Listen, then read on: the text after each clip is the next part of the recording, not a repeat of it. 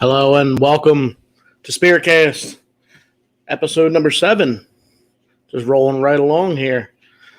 So tonight's episode, I've had a lot of people that I've noticed talking about demons and bad entities and the coming of Jesus and amongst, I don't know, a whole bunch of other crazy stuff. So tonight's episode, I've decided to bring on a gentleman from a group called Project Wolfpack. He is a demonologist, and we're going to do a little bit of exploring and find out exactly what demons are, what they do, and whatever the hell a demonologist is. So let's get the show on the road.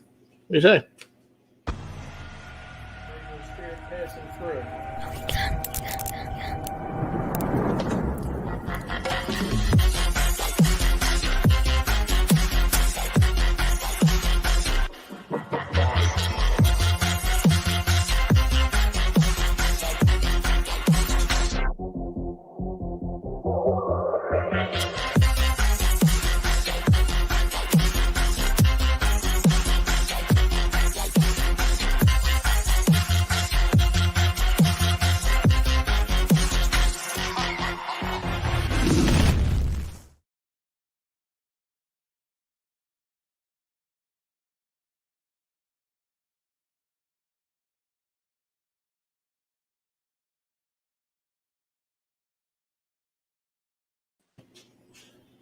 John, what's up, buddy? How's it going, man? Doing pretty good. How about yourself? I can't complain. So I always like to start my episodes off with, how's 2020 treating you? It's 2020. I'm sorry, it's 2021, isn't it? Yeah, I guess you can't really tell the difference. It's the same stuff going on, but yeah, it's been the same. Hopefully, soon some better things will start happening. I know once this weather up here starts getting a lot nicer, I plan on getting back out in the field some more. But yeah, other than that, man, it's just been 2021. It's about it. It's a year. So I brought you on today because I'm not all familiar with exactly what, I guess you could say, what a demonologist does or what he is. And so explain a little bit about, what you do. So really, honestly, being a demonologist, anybody could be that. Basically, it's the study of demons and the Bible, pretty much. That's really all that is. You do about 98% book work, and I want to bet the rest is a little bit of field work. I've been doing this for a long time, and honestly, I think out of all the cases that I've done, only about 2 of them were an actual demonic entity. Other than that, everything else was more along the lines of evil spirits. And a demonologist, it kind of focuses on both of those demonic entities as well as evil spirits. And that's really it. You study, you read books and books and books, and I've got a shit ton of things that I've read over the years, and you just do the practice with, pretty much just reciting things and knowing it, because usually when something does happen, you're going to want to be quick to the draw and know exactly what to say and be quick about saying it. You don't want to kind of have to search around and be like, oh man, what passage is it I got to read, to perform whatever I have to. So if you think about like Ed Warren, all right, he was a demonologist, right? And literally, like I said, all he did was he studied a whole bunch of books on demons, studied a lot with the church, and that's basically how you become it. There's no schooling, there's no training, there's no like little degree you get. There's nothing there. It's just all off of experience. So literally anybody, and I tell you what this, anybody can be a demonologist. It just, you got to prepare yourself to indulge in a lot of dark things. You're going to know a lot of dark things. You're going to read about a lot of dark things. You're going to be kind of looking at different practices, and a lot of those aren't really the most holy, so to say. So you said demon, and then you said a dark entity, negative. What are the Seven legged difference? I spirit. mean, So an evil spirit or a dark entity is going to be more of it. It's going to be a spirit or a ghost that is pretty much so angry that it starts becoming very malevolent. It wants to just pretty much out there to hurt, destroy, and this could even start off right from the beginning. You know, you could have somebody who had died within a house that's been theirs forever. They die, they kind of don't know they die. Somebody else moves into the house, and now they're sitting there thinking people are intruding on them. So they start doing everything possible. And if it's strong enough, yeah, it could physically start harming people with pushes, scratches, trying to push somebody down the stairs, throwing objects at people. That's what an evil entity is. And the same way you'd want to try to get rid of a demon would be the same way with the house cleansing, a lot with like an exorcism of the house in that aspect. Same thing with the real exorcism. It can backfire. It's not always 100% guaranteed. I could go in somewhere and try to get something out of the house and it could totally work. I could go in there and try it and it could just piss whatever it is off more.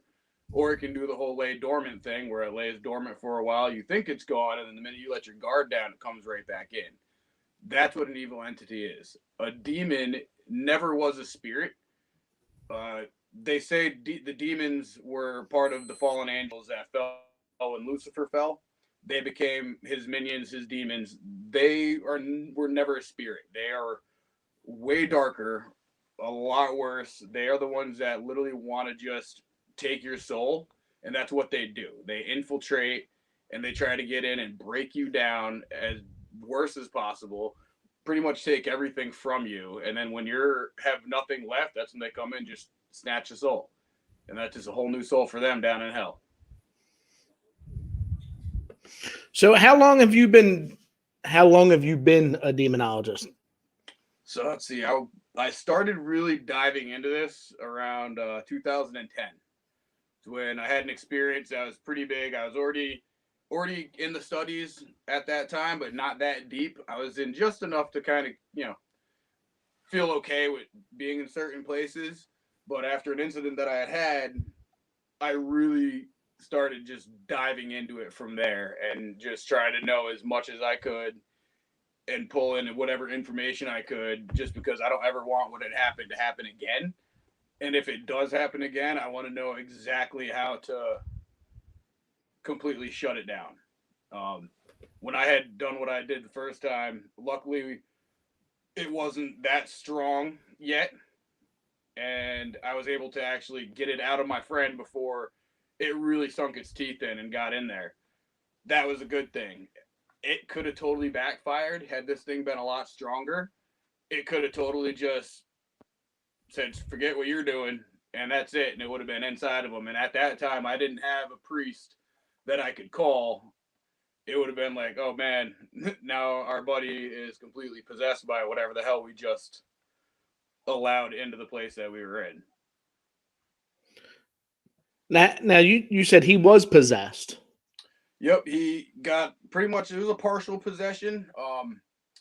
So in one of the videos that I actually have on my Facebook, you'll see he starts freaking out. So he ended up getting pulled down a set of stairs, whatever we were in. There's a whole history to this house that we were in. Whatever it was started grabbing him, trying to pull him down the set of stairs. Me and my buddy ran over to grab him. We couldn't get him up the stairs. Eventually, whatever it was let go of him. We managed to pull him back. But when that thing let go, it just jumped into him. And he started literally a complete change. He was this animalistic, just making these sounds, craziness. Like, it was insane. His strength, too, was the kid was like 145, if that, soaking wet, skinny little kid. And the strength that he had, it took me, my buddy who is like six something, like two something pounds, and another guy to hold this kid down, which is insane because I could have just held the kid down myself on a normal day, no problem. But it took all of us to keep him down. Like his strength, it was insane. And all I did is I just quickly reacted. I ended up grabbing the rosaries that I had in my pocket, held them right on his head. I started reciting the Lord's Prayer and focusing my energy into whatever was going into him to try to get that out. And luckily it did. And at that that point, like, I mean, he went, the minute you could hear whatever it was leave his body in the videotape, and then he just went completely limp, unconscious. He was done. And even after I had did that, I felt the first draining from what I did, because when you do things like that, you are literally putting yourself on the line. You have to open yourself up and pretty much put your energy into what's going on here, and that can totally backfire. That's how you could end up getting possessed as well. That's how you could end up actually dying in the process of giving an exorcism. They don't talk Now, about it how did much. he feel afterwards? Did he remember anything? He really didn't have any recollection. He remembers sitting on the stairs, and he remembers feeling his entire leg getting cold, and then that was it. He had no recollection. When I showed him the video, he turned ghostly white and was like, dude, I don't. He's like, I remember absolutely nothing of that. And I told him, I said, dude, you were gone. Like, it was bad. Like, I was definitely, all the years that I've known this kid, I've known him forever. I mean, like, literally years and years and years before I even got into the whole paranormal stuff, I've known this kid. So it was insane to see that change, and especially doing what we were doing in that place. It definitely it made us kind of really believe further that there was more out there, and it made us regret doing what we had done. But it was a good learning experience for us. I learned a lot that day, and it actually spiked my interest a lot more into this. And actually, it was like a blessing in disguise, so to say, what happened that night. But Now you say you regret doing what you did. Do you mean so like investigating that specific place? no, it's so we went to this place. A buddy of mine had introduced us to this place few towns over from me. Really, not too much history with it.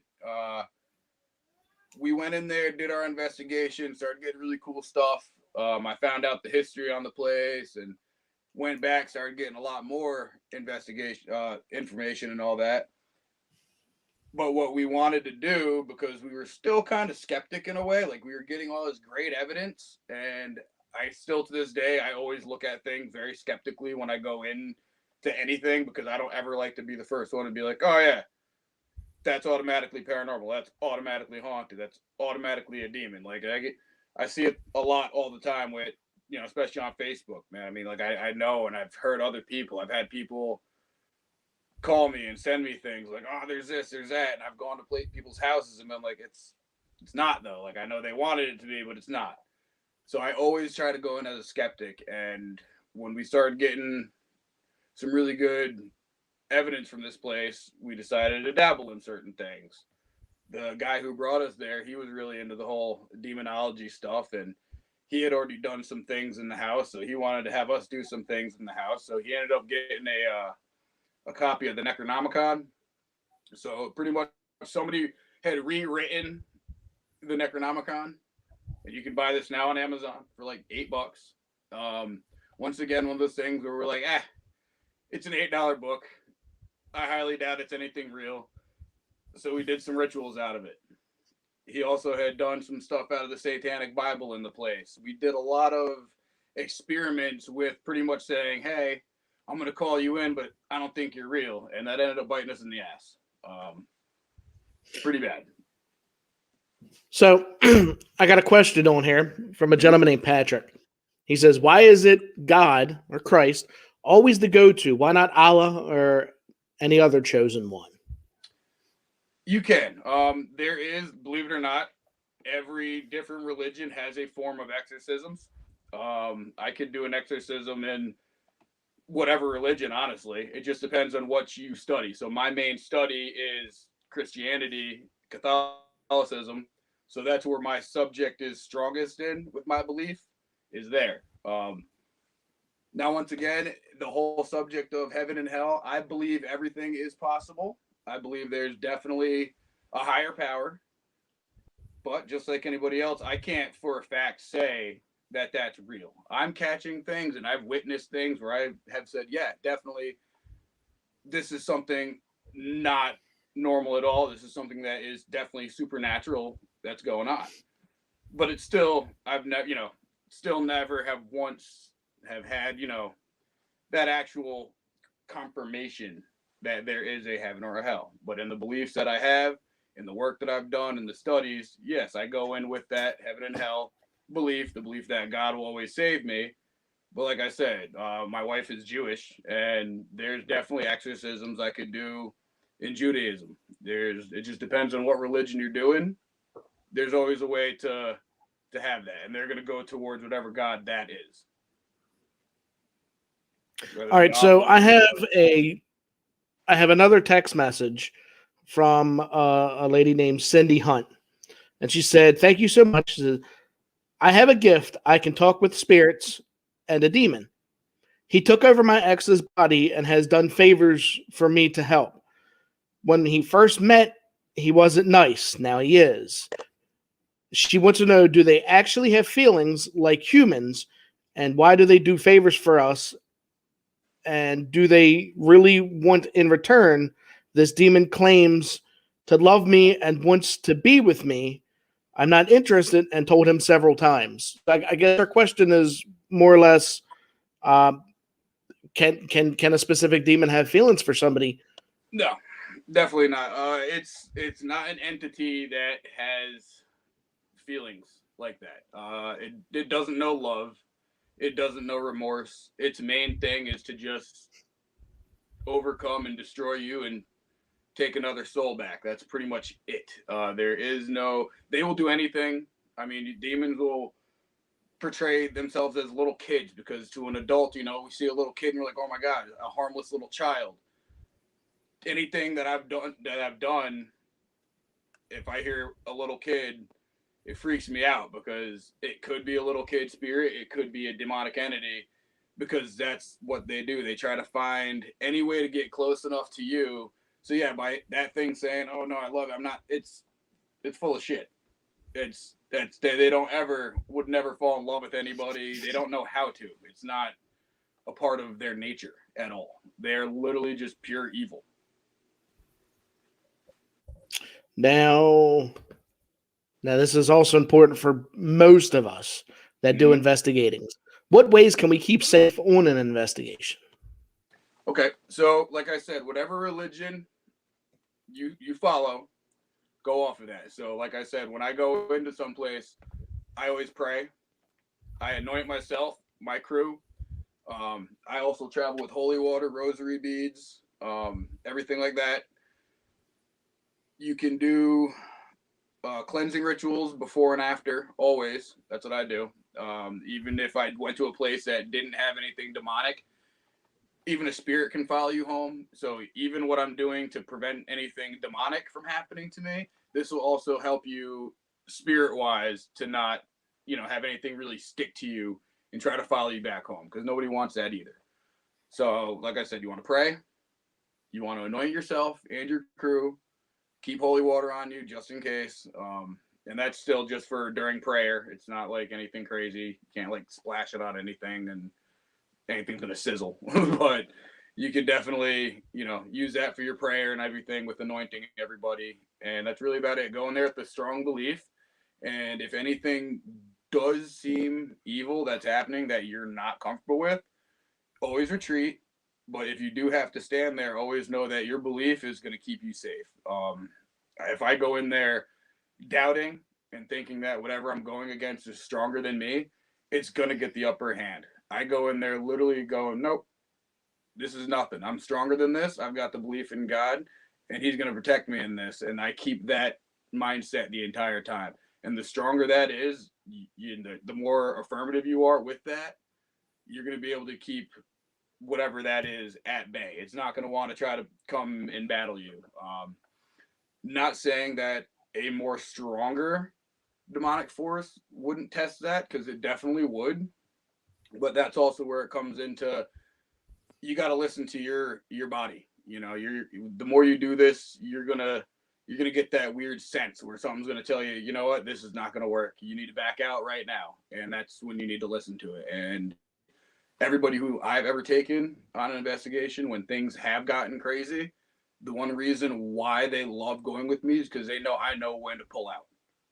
You know, I've seen a lot of guys on TV and all that, and some crazy stuff will happen, and they'll stay like trying to antagonize it. And no, man, like when my buddy had that thing happen to him, the minute I knew he was fine and safe. I looked at everybody, was like, "Yo, is everybody okay?" Everyone's like, "Yeah." And I looked at the camera guy. I'm like, "Did you film that?" And he's like, "Yeah." I said, "Cool. Pack up. We're out of here, like right now.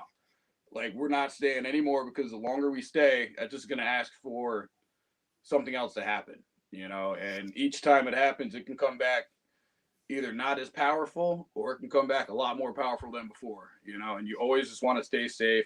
If I go in with 3 people, I'm coming out with 3 people. You know, I don't want to lose anybody. I don't want anything bad to happen to people. And the guy who had that partial possession and got pulled down the stairs, it was like 3 months after that he was dealing with a lot. He had a really it messed him up really bad.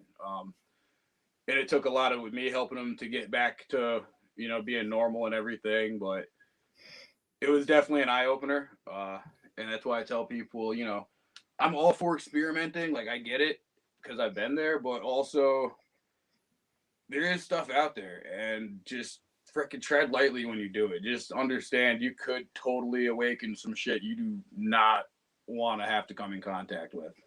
Because I mean, demonic possessions, they go back to 1577, Oh yeah. 1578 with, you know, the first case was Martha Brazier.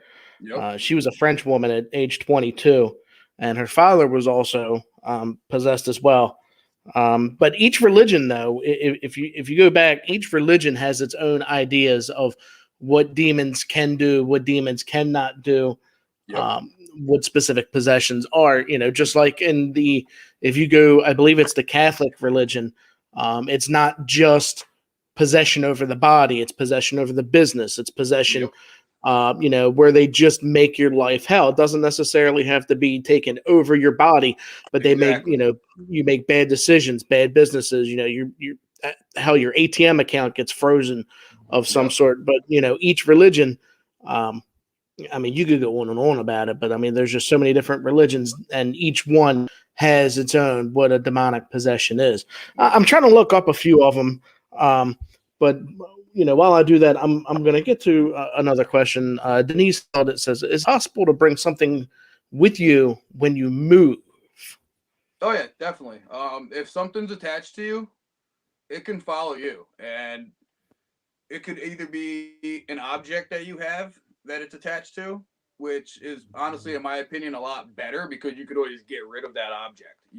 There's ways to, you know, get rid of that object and whatever's attached to it. But if it's you, which is a good possibility that whatever it is could just like you and be attached to you, that's a little bit more difficult. But that's how demons work.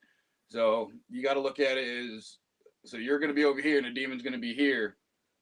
It's going to see you, and it's going to slowly think like red light, green light. We've all played that game as a kid.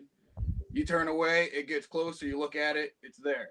Turn closer, there, and it keeps doing that until it's finally right on top of you, and then it just gets you. And that's when you're possessed. That's when it's got control over you.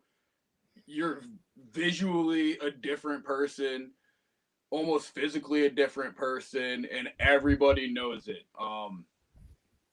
You can tell during those times, the closer it gets, the more severe things are going to be. You've been known to hallucinate, hear things, definitely like witness things that seem real but aren't. And it's just all what it does until it gets inside you. It messes with your mind. It makes you think, you know, somebody who is your biggest friend is your biggest enemy. You know, it makes all these weird things just happen. So you think you're going crazy. Everybody else thinks you're going crazy. And in reality, you're just being possessed. It's the process of that whole thing. And that's also what makes it so complicated, especially when it comes to bringing in the Catholic Church. The Vatican doesn't do anything at all, just because all the heat that they've gotten. I mean, a lot of mental disorders do add up to what a demonic person look like, and that's what makes it hard. You know, you got to try to distinguish from that, and there are certain ways to do it. But even then, it just depends like on what that person knows. I mean, it's you could have a mental problem, and I could throw water on you, and you could start acting like it burns your skin. But what it is there's certain tests you do. So what I would do is I'd sit there and say I was going to do that. I'd have just regular water, and I would tell them, "Oh, I'm going to sprinkle holy water on you now. Do this." And if that person starts going, like, all right, obviously you're kind of full of it because this is regular water.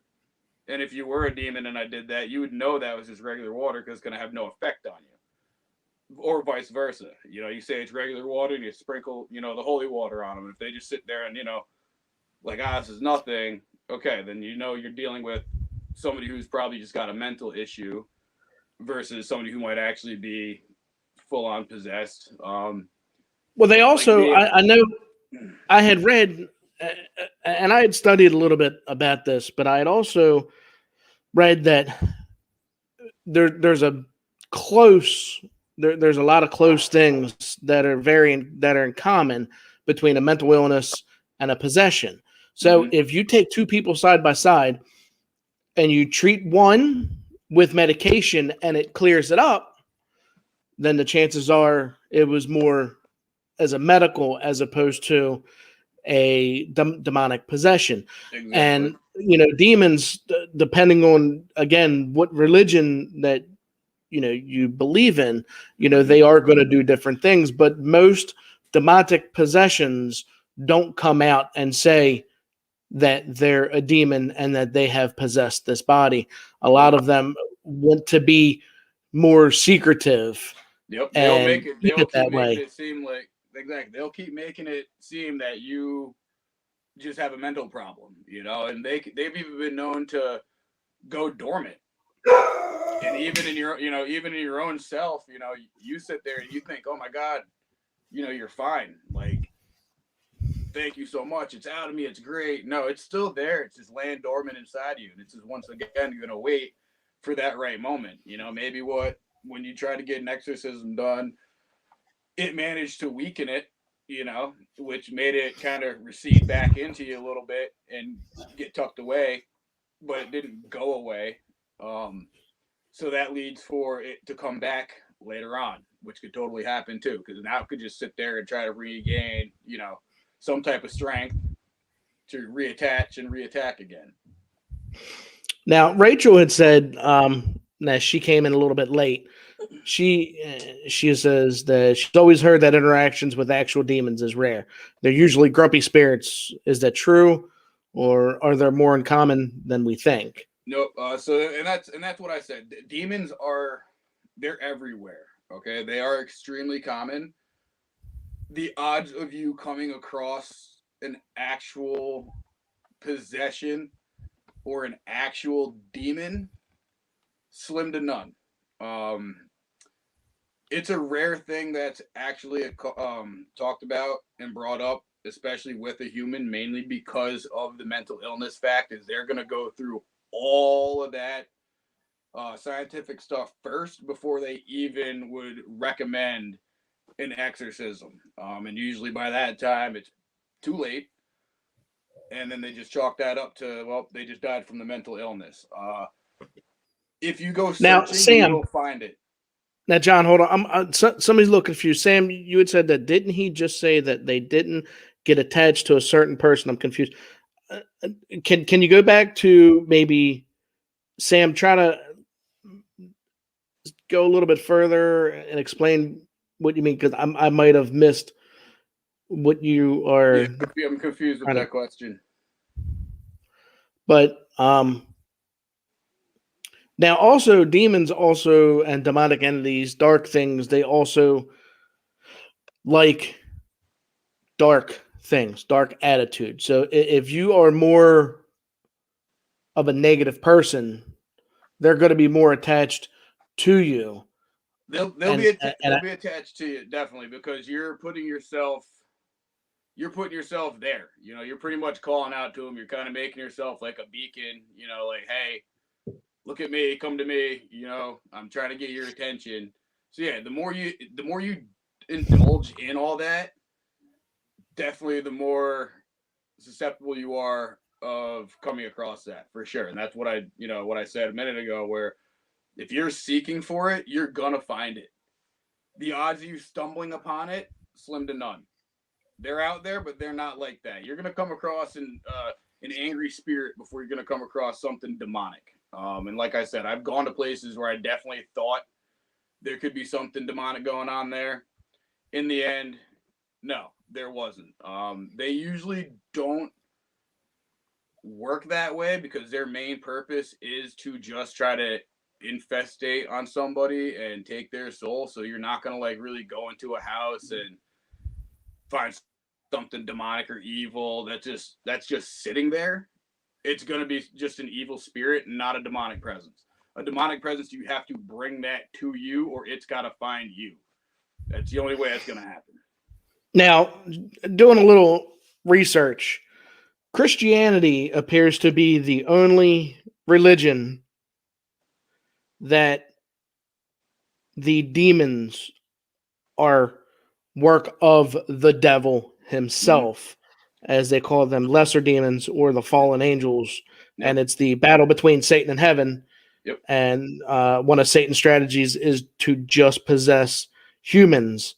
It's also in a couple of the testaments mentioned, several episodes that you can read up on. I know one of the things is John 13:27. But reading through it, like Catholicism, you have possession, you have obsession, oppression, external physical pain caused by Satan or demons. Infestation is what you were saying, which affects houses, objects, things, or animals. And then you have the people that those are part of the. So those are the steps that lead up to possession. Those are the things that start happening before an actual possession happens. That's when you're dealing with something demonic. Those are the steps that it takes before it reaches you. And that goes with that whole, like I said, that red light, green light, aspect where you're not looking, it gets closer, you look at it, stops, it works its way in slowly. Those are the steps that it takes before it actually gets you. Now, if you're dealing with, if you are, let's say, you said your wife is Jewish. Mm-hmm. All right, so I'm going to hold off on this because Samantha just commented, and I'm gonna read it so we can maybe get some clarification. She said earlier in her show, he told one person who asked if a spirit could be attached to a certain person. Later, when he talked about someone moving and talking and taking it with them, he said they can get attached to a person or a family. Yeah, I don't think I ever said they couldn't. Definitely, everybody knows spirits can get attached to people. That's like spirits can get attached to spirits. Anything. In general are can get attached to people. The three main things are person, place, or an object. It's kind of like your nouns: person, place, or a thing. Mm-hmm. Just like a lot of people where they have dolls. Exactly. Or, they have different objects that when they bring into the house, all of a sudden now the house is haunted. And nobody can figure out why. So you just try to, get rid of the object that you had. And and I guess I want to bring up, my question was before I go on, I wanted to talk to you a little bit about Ouija boards. But my question to you was, what religion are you? I'm more spiritual. I was raised Christian and Catholic. All right, so we're going to go with Catholic. We're going to go with you're going to act as a Catholic religion. Catholic. Your wife gets possessed. She's Jewish. Mm-hmm. Which realm do you use? Do you use the book for you, or do you use the book for her? I would use the book for me, but because she's Jewish, I would definitely go and look into what to do on that aspect as well from her side of view, and I'd probably try to use both if I had to, but because I'm the one performing the exorcism, I would be the one who'd have to try to use my religion, just because that's what my stronger belief is, and that's what it's going to come down to. Like I said, the stronger your belief is, the better you're going to be able to keep yourself safe against something like that. Now, have you how many demonic cases have you run across, and how many exorcisms have you done? Or So the first exorcism that I had to do was on my buddy who had gotten that partial possession back in 2010. That was the very first one that I had to do, and that's when I was still like new to the whole thing. The other one that I had to do was someone's home. She definitely had something that was attached to her, and this was recent. Um, she did a lot with people dying from coronavirus and all that. So she ended up bringing something home with her that was very, very bad. This thing was waking her up in the middle of the night. She actually saw this thing standing in the doorways. Each night it got closer and closer to her. This just shadow mass. She'd wake up with scratches, bruises. One day she had freaking a hand mark right around her throat when she had woken up. She had the three scratches on her arm, which is the sign of the Trinity. A whole bunch of crazy stuff she had going on. So I had to go in there. And at first, I just ran a typical investigation, paranormal wise. Didn't really catch anything too crazy. But what keyed me off was how she acted after when I was leaving. I could tell in her eyes they were different. They went from being just normal to this just blank stare. It is almost like they were darkened. Like I say that not like your whole eyes went black, but in a way it's almost like the pupil was almost taking over the whole rest of the eye. It was very bizarre. First time I'd ever seen something like that before. So I went back, to my house or whatever, just kind of re-watch some of the interview I did with her and rewatch the footage that I did. Went and showed it to my buddy who's a priest, and he was saying it just didn't feel right with him. So I ended up taking him back with me, and we ended up doing like a house cleanse. During that, she actually started getting very, very aggressive towards us. So the priest ended up doing his little exorcism on her, and literally within, I want to say, a couple of days after that, because he kept going back to see her. And at that point, I shied away just because if I have him going in there, I stay away just for my safety and my family's safety. I have, kids and all that. I don't try to bring anything I don't have to back. So I shied away. He went back in a couple of days to keep helping her out, and literally whatever it was, he got it off of her. She ended up writing me saying, "Oh my God, like thank you so much." The weight that she had was lifted off her, like she couldn't believe it, and that's the only two I've ever had to come across. Now I've had a bunch of people call me and say that they've had demonic things happening. I've never had that anything crazy tee off about that. It's all literally been just evil spirits or nothing at all. Um, and that's why I said a lot of the times they're out there, but you're not gonna run across them unless you're really searching for them or they find you. That's just how it is. So if you're, like I said, if you're in a house and you think, oh, there's a demon in the house, it's not a demon.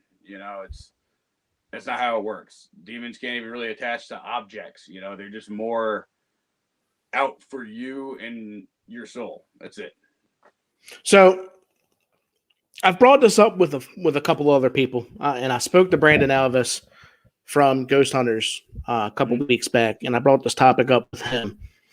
And he had an interesting point, and I'm going to see if you follow up through it. So, as you notice with this pandemic that's been going on, in the U.S. alone, it's killed over 500,000 people. So you got over 500,000 people dead. And then you got a lot of other people that are also dying from, suicide. Suicide is a big thing going on right now. Overdoses are a big thing going on right now. Mental is a big thing going on right now. Obviously, dark entities, demons, anything on the dark side of the intelligent haunt has really, they really strive on this kind of stuff. Yep. What are the odds that a lot of these suicides are from people being depressed, getting down, and entities taking over? What are your thoughts on that? So you're saying like a demonic entity making them commit suicide? Correct. It's a possibility. So if you think about it too, especially like in Christianity, committing suicide is a sin. To do that, that's a big sin. To commit suicide. So yeah, a demon totally could, in a way, haunt you so bad to where you end up taking your own life instead of it actually possessing you. It could totally push you to do that. And there's been cases that I've read where before it got to the actual possession stage, like it was close, the person just, the person killed themselves because they couldn't take it anymore, committed suicide.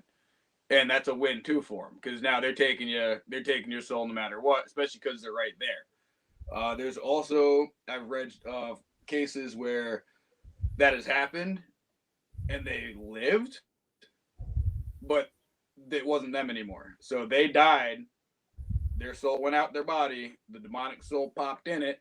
So when they got, found or rescued, they're still alive. People thought, oh man, we saved them. But literally that person who actually did, was around first is gone. The demon is now in their body. There's been cases of that as well too. So it's almost like, they now took over your vessel and now they're taking that for a ride.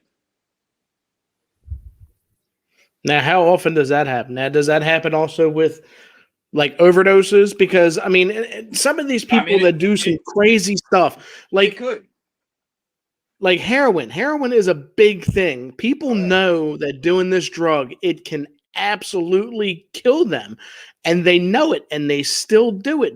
And you look at some of these people. I know quite a few people, and I have two very close family members, one that just died recently, who are probably some of the most intelligent people that just cannot overcome this. And I don't think it's them that's doing this. I've had a lot of people that I've known growing up, good people that are no longer here because they went down that path. So now that leads into it too. So it could be something pushing you down that pathway. A good way to look at it is like in cartoons when you get the angel and you get the devil on your shoulder. The angel saying no, don't do it, but the devil saying I know, do it. It's like that aspect. You always have something's going to be trying to pull you one way while something's pulling you the other. And we've been cursed with that ever since Cain and Abel. That is the reason why we have sin. That's the reason why us as humans, we are not perfect. This tattoo right here I have represents that. You got the cross and you got the Baphomet. That's representing good and evil. No matter who you are, as long as you're a human, you have a good side, you have a bad side, and it kind of just depends on life, what side you're going to listen to. A lot of people tend to listen to the good side more. But then you get those people who tend to listen to the bad side. Sometimes they listen to that bad side and it's, takes them down the road of, stealing, maybe doing drugs and unable to get off of those drugs. Sometimes that dark side pushes you to do more than that. Murder, whatever other sick thing that people can do. I don't put it past anybody. Now, is that a work of the devil? And I do believe, it's a part of it. And it's going to be a part of us too. And we were born with natural sin. Like that's why we get baptized. But I do believe there's always something negative that's going to push you. Our whole life is kind of like a tug of war between doing the good thing, doing the bad thing, what's good, what's bad. That's what our life is. It's a giant tug of war, back and forth, back and forth. And we're sitting there in the middle kind of going, well, because in the end, we really don't know. We don't know the answers. We don't know for a fact that there's going to be those pearly gates waiting for you. You have no idea. We can have the idea and in our beliefs and go with whatever we've witnessed in life and experienced in life, but we don't know for a fact. And that's what makes life so interesting and difficult, so to say, because you're getting tugged around like that for a cause that you kind of don't even really know. You could sit there and let that bad side overcome and have a grand old time of life, not giving a care in the world and die and end up nothing happening. Or you could do that and end up having to go to hell for all of eternity, and vice versa. But I do believe there's always an evil that is there. We all have it. There's always something that's going to be there pulling us around, wanting us to do bad, because that's also gives them more people down in hell. The more people they can get to do bad and to sin, the more people they're going to get to take down to hell to join their army down there. That's some interesting stuff there, because I mean, I was baptized, and I'm not. I mean, I guess I could say I'm not like 100. I'm not a holy roller. I'm not into the go Neither to am I. church every Sunday and listen. Nope. I'm not a Bible reader. So, but I mean, I believe in God. I believe in Jesus. I'm sure that I'll believe in the devil. Yep. And that's like me. I'm the same way. So I don't go to church. I haven't gone to church in a long time. I don't feel like I need to go and show strangers that, hey, look at me, I'm praying to God. Like, no, like my connection is with him, and he's really all I care about. Who knows my connection with God? That's it, because he's the one who's going to make the judgment in the end, anyways. So yeah, I don't do the whole church thing. If I need to, I'll read through the Bible. Depending on what's going on in my life, or what I need it for, I'll definitely take a look and look through it. But yeah, I mean, I just go on with, I know he's real. I try to do my best to be a good human being and to do what I can, but also he knows I'm not perfect. He knows I screw up.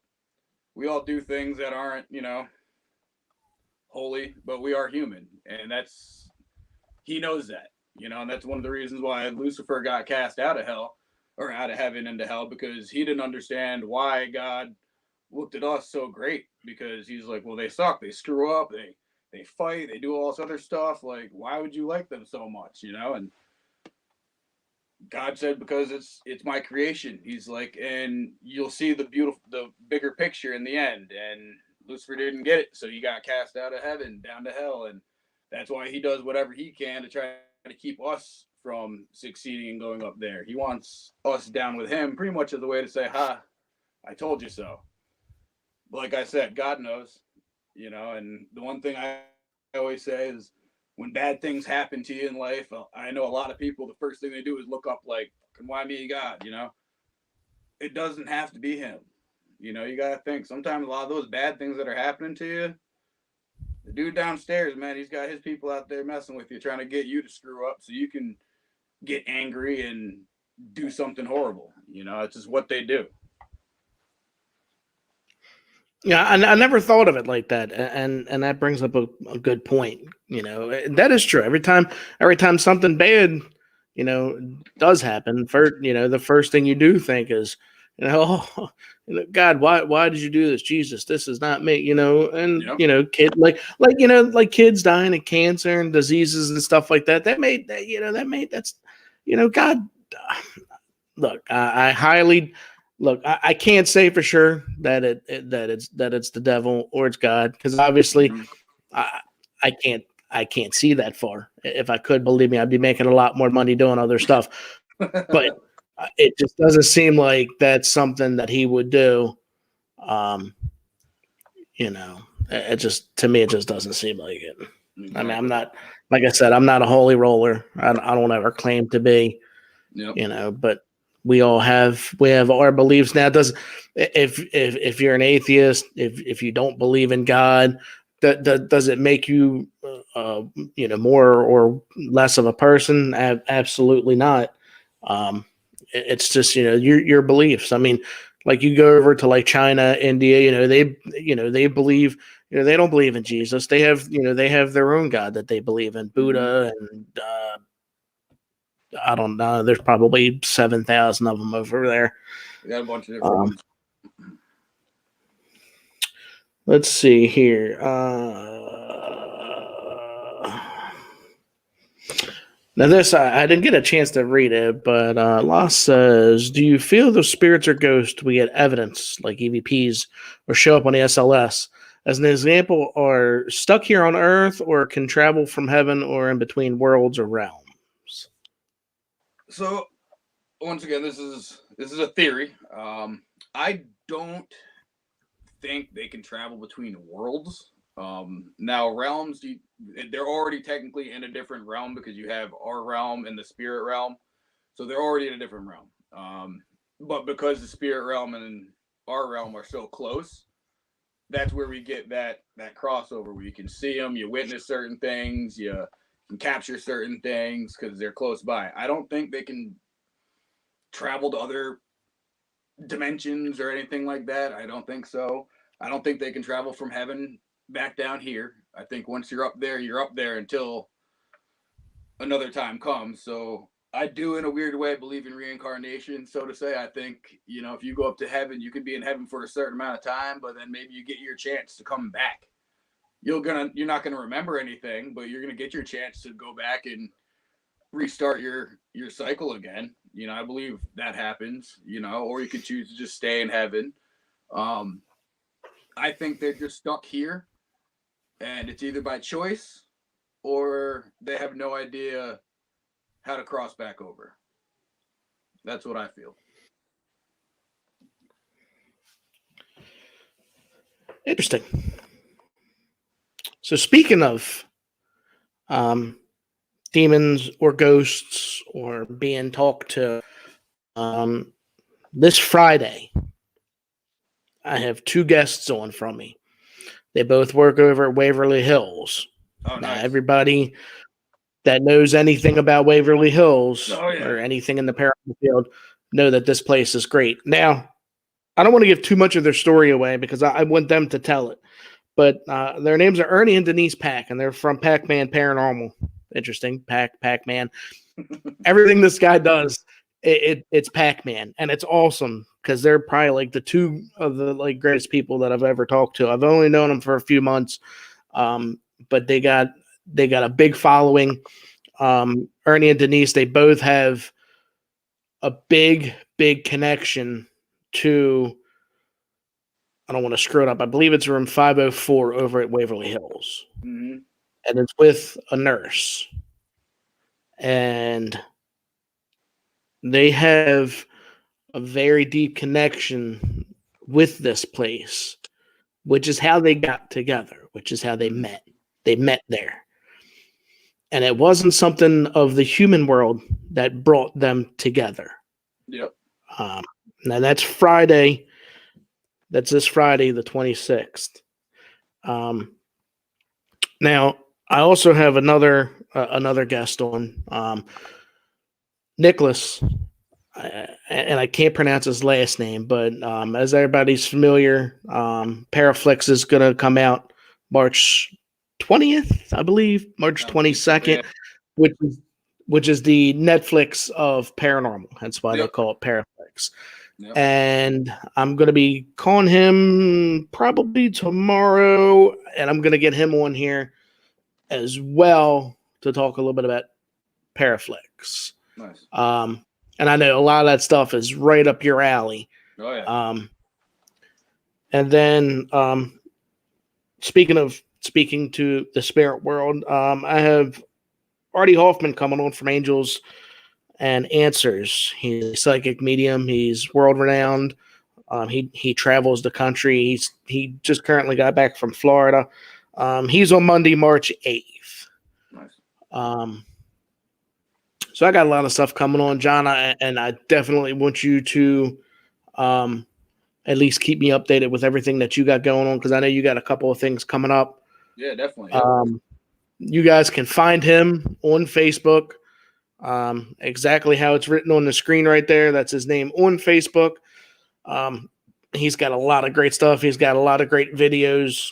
Definitely also, go check it out. If they type in Project Wolf Paranormal, that brings them to my the paranormal page I have too. So that one focuses more on just like the paranormal stuff that I've done and things like that. So.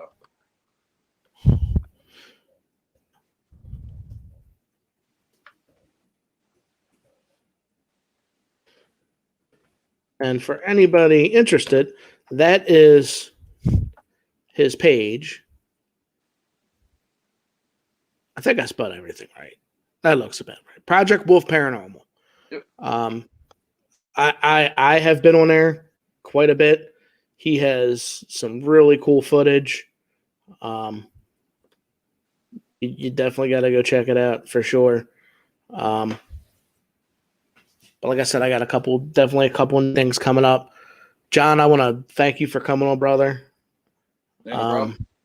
Stay safe out there. Stay healthy. Just like our governor said, wear your damn mask. Well, actually, I can't say not my governor because I live in Maryland's governor, Hogan, and there's wear your damn mask.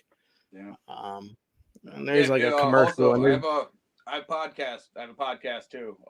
So it pretty much just talks about a bunch of different haunted locations and stuff all throughout New England.